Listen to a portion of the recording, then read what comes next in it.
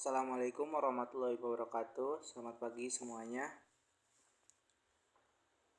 Untuk materi hari ini yaitu menghitung kebutuhan air di lahan. Nah, untuk perhitungan air di lahan ada beberapa data yang harus diketahui. Yang pertama ada data curah hujan, kemudian data suhu udara dan rata-rata penyinaran per hari. Kemudian kita juga menghitung yaitu namanya kebutuhan air. Oke, nanti kita akan menghitung kebutuhan air untuk sekali penanaman, dan yang terakhir nanti kita akan memberikan penugasan. Oke, masuk materi pembahasan pertama. Ya, yang pertama kita harus ngambil terlebih dahulu data curah hujan selama 10 tahun terakhir. Oke, sebagai contoh saya ngambil data dari tahun 2008 sampai tahun 2002 sampai 2011. Nah, kemudian kalian rekap, ambil data curah hujan tengah bulanan atau dari Januari tanggal 1 sampai tanggal 15, dan yang kedua dari tanggal 16 sampai tanggal 30. Setelah kalian dapat, kemudian kalian rekap. Nah, di sini ada rekap. Kalian rekap menjadi seperti ini. Kemudian setelah itu kalian juga urutkan data curah hujan dari yang paling besar ke yang paling kecil pada masing-masing bulan dalam 10 tahun. Kalian urutkan dengan cara yaitu kalian blok, kemudian short, large to smallest. Oke, setelah itu ini udah semuanya. Kemudian kalian tentukan probability-nya berapa dengan rumus M sama dengan M per N tambah 1. Itu probability-nya, yaitu di sini ada M-nya yaitu dari 1 sampai 10. Itu peringkat ini ya. Kemudian kalian hitung, jika M-nya 1 maka didapat 0,09. Nah, untuk M-nya 10 maka didapat 0,91. Nah, di sini cari curah hujan yang kemungkinan pada 80%. Nah, untuk 80%, karena di sini tidak ada yang genap dari 80%, kita lakukan perhitungan dengan interpolasi. Di sini ada rumus Y sama dengan Y1 ditambah Y2 kurang Y1 dikali X kurang X1 per X2 kurang X1. Ini yang Y1 yang mana? Yang Y1 yang ini. Yang Y1 adalah probability di ke peringkat 8, 0,73, dan Y2 yaitu probability di peringkat ke 9. Nah, di sini kita interpolasi. Y1 kita masukkan. Mohon maaf bentar. Oke, ini ya. Y1 L37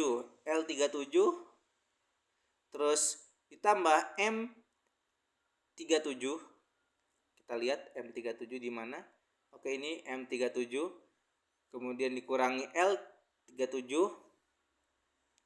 Itu Y1 kalian kali dalam kurung ini. Yang pertama X kurang X1. X-nya mana? X-nya ini. X-nya adalah 0,8, itu yang kita cari.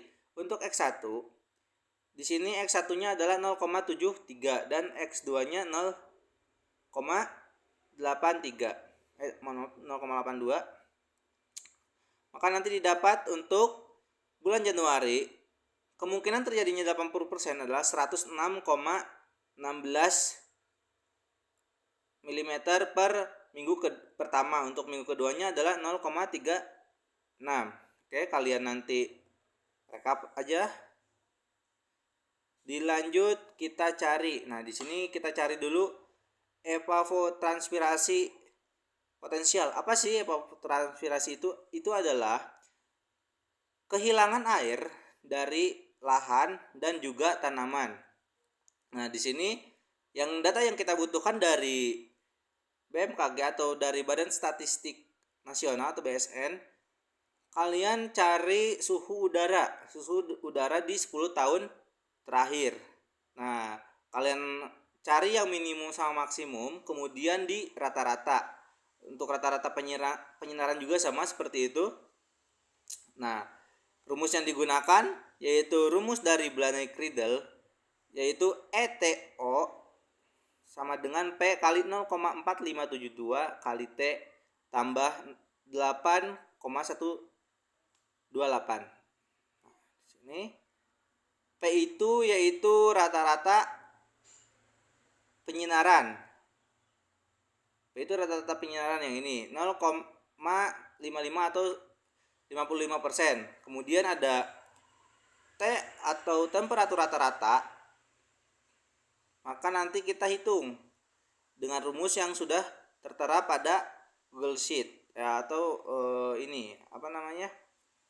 Ya nanti diupload di Google Sheet. Nanti kalian bisa mengakses secara langsung dengan cara mendownload. Nah, kita rekap. Di sini ada R80 didapat dari data curah hujan. Nah, 106,16, kemudian kalian masukkan ke sini. Nah, kemudian kalian juga harus mencari nih hari dalam sebulan. Nah, dalam sebulan ini berapa hari? Ini untuk Januari ada 15 dan 16, untuk Februari 14 rekap seterusnya.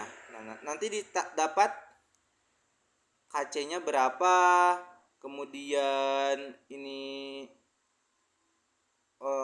ETC-nya berapa, koreksinya berapa, faktor tampung airnya berapa, terus hujan efektifnya berapa per 2 minggunya, hujan efektifnya per harinya berapa. Jadi untuk sheet ini kalian hanya menambahkan data curah hujan terbaru, kalau bisa yang terupdate, karena ini contoh menggunakan yang lama. Mungkin untuk kalian pengerjaan nanti menggunakan yang terbaru. Oke, setelah itu kita hitung. Nah, ini kita hitung kebutuhan air dari tanaman padi. Di sini sudah tersedia ada jenis tanaman dan koefisiennya. Kita rekap tadi etanolnya atau evapotranspirasi potensialnya. Kemudian kita hitung kebutuhan air tanamannya. Nah, setelah itu kita lihat. Nah, ini daerahnya kita lihat. Ini sesuaikan dengan daerah perencanaan kita. Sebagai contoh dipilih P sama dengan 2. Nah, di sini 2 kriterianya bisa daerah tersebut yaitu mengandung klaynya banyak, tinggi loamnya juga, maka diambil 2. Nah, untuk pergantian lapisan tanah ini didapat dari KP01. Nanti ada di modul ajar. Nah, kemudian ini curah hujan efektifnya. Curah hujan efektif yang dipakai sudah menjadi milimeter per hari, bukan milimeter per 2 mingguan itu. Nah, kemudian kalian hitung. Di sini jenis salurannya dapat dilihat di KP01 juga ada, atau nanti ada di modul juga ada. Bisa dilihat kembali ini rumusnya.